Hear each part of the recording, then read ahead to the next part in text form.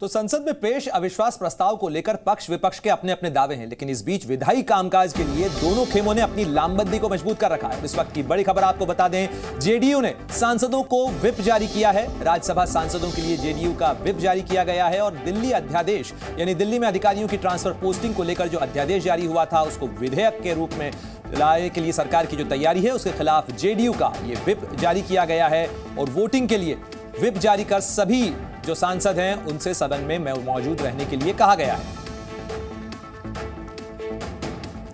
और सदन में आज की गहमा गहमी क्या कुछ रहने वाली है, किस तरीके से दोनों जो खेमे हैं वो अपनी अपनी लामबंदी अपनी अपनी रणनीति को मजबूत कर रहे हैं, इस पर चर्चा करने के लिए सीधे चलते हैं। मेरे दो सहयोगी हमारे साथ जुड़ गए हैं, रविंद्र कुमार और साथ ही रवि त्रिपाठी। रविंद्र, मैं सबसे पहले आपका रुख करना चाहूंगा। सरकार तो ऐसा लग रहा है कि बिल्कुल पूरी तरह से आश्वस्त है, निश्चिंत है, विधायी कामकाज को लेकर भी और अविश्वास प्रस्ताव को लेकर भी। इस कॉन्फिडेंस की वजह? बिल्कुल प्रणय, और इसका जीता जागता नमूना कह सकते हैं कल प्रधानमंत्री का वो भाषण है जिसमें उन कह रहे हैं कि भारत तीसरी अर्थव्यवस्था बनेगी उनके तीसरे टर्म में। आप अविश्वास प्रस्ताव ला रहे हो, विपक्ष को एकजुट कर रहे हो, INDIA गठबंधन बना रहे हो, 450 सीटों पर एक उम्मीदवार हो, यह रणनीति बना रहे हो और कोशिश कर रहे हो कि प्रधानमंत्री नरेंद्र मोदी की बीजेपी सरकार NDA सरकार को 2024 में हटाएं। यहाँ प्रधानमंत्री नरेंद्र मोदी कह रहे हैं कि 2024 के बाद उनकी सरकार रहेगी और तीसरी अर्थव्यवस्था बनकर रहेगी भारत। तो ये कॉन्फिडेंस है ये प्रधानमंत्री नरेंद्र मोदी या बीजेपी का।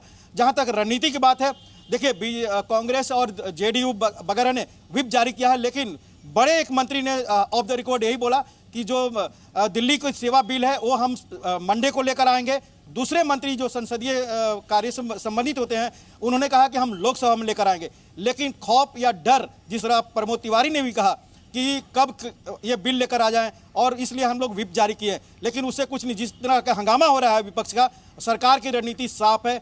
31 बिल में से जितना ज़्यादा हो सके चाहे आप हंगामा करिए, हम उस बिल को पास कराते रहेंगे। और जिस तरह से पिछले 2 दिन से आप देखें कई बिल पारित भी हो गया है। ऐसे में दिल्ली सेवा बिल अगर राज्यसभा में आता है, व्हिप भी जारी होता है, हंगामा होता है, तब भी ये बिल पास होगा, क्योंकि YSR कांग्रेस ने बीजेपी को NDA को सपोर्ट करने की बात। बिल्कुल रविंद्र।